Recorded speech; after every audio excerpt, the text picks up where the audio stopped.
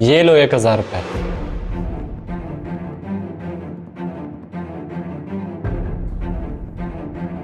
अच्छा जान, आप यहाँ पर क्या कर रहे हैं? आपको मेरी इज्जत का जरा भी ख्याल नहीं है। और वैसे भी यहाँ पर लोग ज़कात ले रहे हैं, आप तो ज़कात की मुस्तहिक भी नहीं है। बेटा मेरी बात तो सुनो। क्या बात सुनूं मैं आपकी? आपका इतना अच्छा कारोबार है और आप यहाँ पर ज़कात लेने के लिए आ गए हैं। मेहरबानी करें और यहाँ से चले जाएं।